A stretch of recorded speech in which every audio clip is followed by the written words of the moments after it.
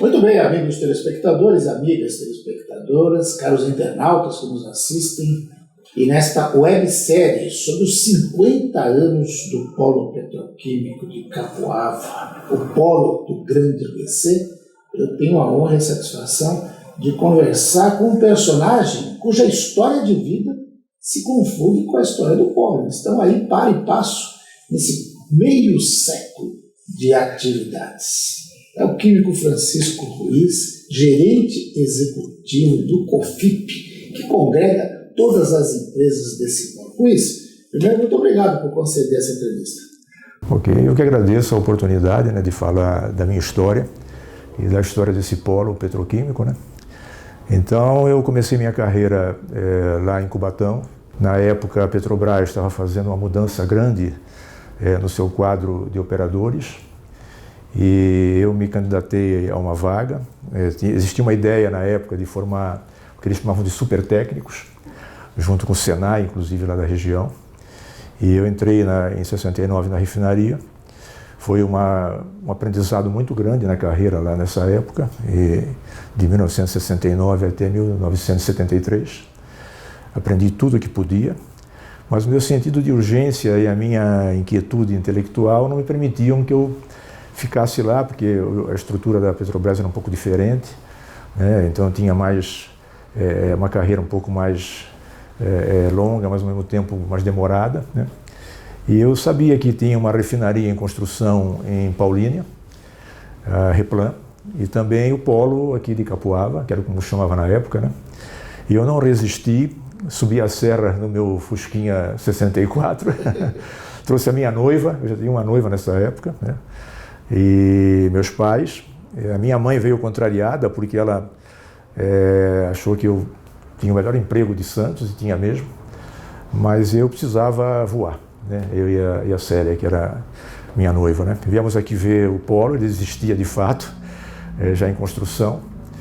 É uma região já habitada naquela época, E então vim para uma empresa de segunda geração aqui do polo, E fiz uma carreira longa de 36 anos, uma carreira técnica. Fui operador e fui gerente industrial, durante esses 36 anos de aprendizado.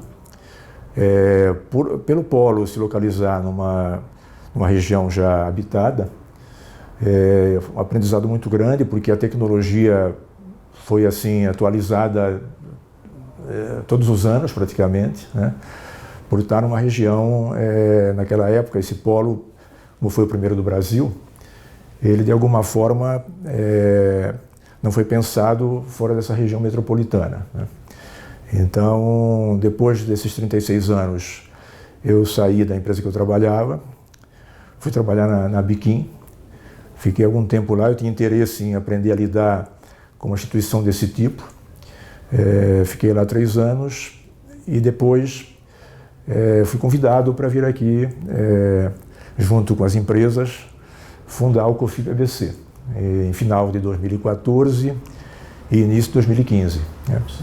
Então nós estamos agora com 7 anos já de implantação. Estruturamos essa sede aqui que você está aqui agora, E de alguma forma chegamos em 2022 com os 50 anos do polo petroquímico e eu com 53 anos de carreira. Então é assim, rapidamente, essa história do polo e a minha história também, Mas eu queria saber, você sabe me dizer assim, por que essa região foi escolhida? Teve alguma questão de logística, de estratégica? Por que essa esquina de Mauá com Santo André, um pedacinho de São Paulo, foi escolhido para ser a sede do polo? Essa é a melhor esquina, acho que, de São Paulo, Na época já era, pela proximidade ao porto, pela proximidade à refinaria de Capoava, que chamava União naquela época, quando foi fundada. E sempre você vai ver um polo petroquímico próximo de uma refinaria, E também a área aqui do Grande ABC, que era uma área já industrial, e uma área que de alguma forma já oferecia condições para uma implantação desse tipo, Então a escolha, a meu ver, pelo que eu já li, foi nessa condição, está próximo ao Porto de Santos e próximo de um mercado consumidor muito forte, né, que era o Grande ABC. Né? Aliás, essa implantação desse polo desenvolveu muito a indústria química no Grande ABC. Também logo depois o polo de Camaçari, depois de Triunfo, colocaram o Brasil numa dimensão muito forte, porque até então, antes de 1969, os derivados de produtos petroquímicos eram todos importados, né, inclusive o plástico. E isso, a implantação desse polo e depois Camaçari, tornou o Brasil autossustentável em produtos, vamos dizer, derivados do petróleo e do etileno, né? Produtos petroquímicos. Então, incluindo que o Brasil hoje é o 6º país do mundo em função disso, dessa implantação que se iniciou lá em 1969. Né? E o fato de a gente ter já, em 72, uma indústria automobilística forte, presente na região, também acabou ajudando nisso, porque a gente sempre fala, quando fala em Grande ABC, a primeira coisa que vem à mente das pessoas, ou de quem não conhece muito a região, é falar, é o berço da indústria automobilística. É verdade. Mas o Grande ABC é o berço da indústria química e petroquímica. Né? Como se fala no jargão da indústria química, que a indústria química é a indústria das indústrias. Né? E o Grande ABC, altamente industrializado, na década de 70, né? Foi quando eu vim para cá, até atraído por esse Eldorado, né? Eram os consumidores justamente dos produtos petroquímicos, que são matérias-primas básicas, né, para todas as indústrias. Né?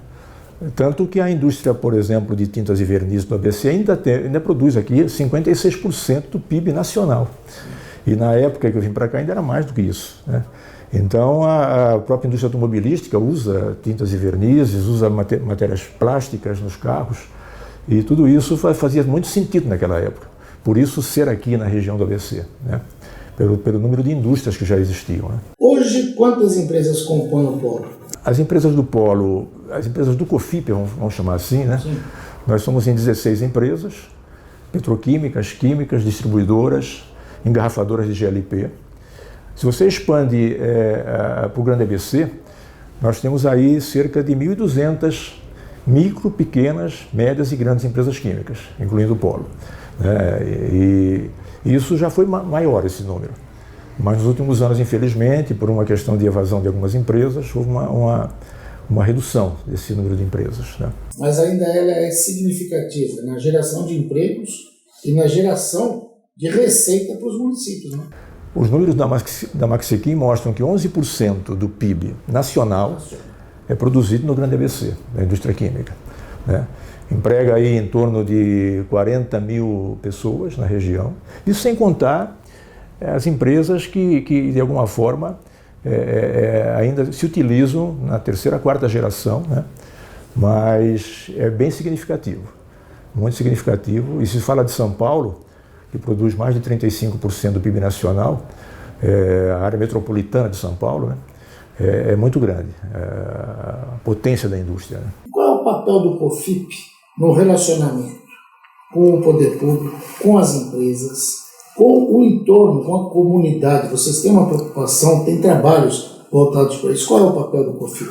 Mesmo sem existir o COFIP, já existia uma preocupação com isso, e os sistemas de produção e de segurança sempre foram atualizados em função disso. Né? E falando mais do COFIP, o COFIP tem 3 pilares importantes que sustentam o COFIP, que é a segurança, saúde e meio ambiente, relacionamento institucional com o poder público e comunidades e sinergia entre as empresas. Né? Então isso, de certa forma, representa para a gente sustentabilidade. Né? Nós temos feito trabalhos aqui desde o início, montamos um conselho comunitário consultivo com representantes dos bairros, todos aqui do entorno. Né? Criamos aí um programa de portas abertas para visitação, onde muitas escolas vieram visitar o polo e também moradores. Né? E estamos intensificando isso agora mais recentemente, através de um trabalho proposto pela CETESB, e estamos fazendo esse trabalho através de fóruns que estamos implantando aqui na região, das 3 cidades, porque São Paulo, apesar de não ter nenhuma fábrica, é impactado pelo polo. Né? Então, Esse é o ponto mais importante hoje para a gente, é esse relacionamento, tanto com o poder público como com as comunidades do entorno, né? Dá para a gente imaginar os próximos 50 anos? Olha, olhando o panorama até mundial da indústria química, né, especialmente na Europa, que tem a indústria química mais antiga, e alguns polos nessa condição em que nós estamos, existe sim grande esperança e expectativa de a gente conseguir criar essa relação público-privada e social para justamente criar essa perenidade da indústria, né, porque não é só a indústria química, você vai olhar a indústria como um todo, né? Tanto aqui na região da área metropolitana de São Paulo, como também em outros países, que existe uma condição de harmonizar essa relação, né? Que é uma relação complexa, porque de alguma forma as pessoas estão ali com o seu habite, e as empresas com a sua licença operacional. Isso de alguma forma tem que evoluir para algo, vamos dizer, de um relacionamento harmonioso, né? Porque é lógico que as transformações vão acontecer, pensando em 50 anos, né, como aconteceram aqui, né? A própria indústria, de alguma forma, sempre ela criou condições de produzir com menor risco, né, com vários projetos e programas de trabalho, né? Então, se comparar o que era lá na década de 60 com o que é hoje, houve uma grande evolução nisso, que vai seguramente, né, Alessio, continuar, né? Porque é assim que a humanidade progride, né? Se você tiver algo que você queira falar que eu não perguntei, fique à vontade. Olha, o que eu queria aproveitar até para fazer um depoimento, né, porque eu praticamente a minha vida inteira profissional e pessoal foi em torno da indústria química, da indústria de maneira geral, é sempre dizer que um país forte é aquele que tem uma indústria forte. Não só química, mas uma indústria de maneira geral forte. Não existe essa condição de um país ser grande e depender de outros países. A gente viu isso agora na pandemia, está vendo isso agora nesse conflito que está tendo na Ucrânia, que o país precisa ter uma indústria forte e as autoridades precisam olhar para isso com clareza, porque a indústria precisa ser às vezes decifrada, explicada, porque nem todo mundo entende.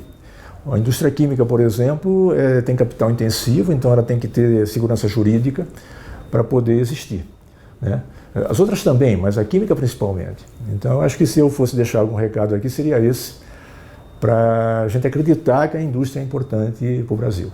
Francisco Ruiz, gerente executivo do COFIP, grande ABC, falou com você.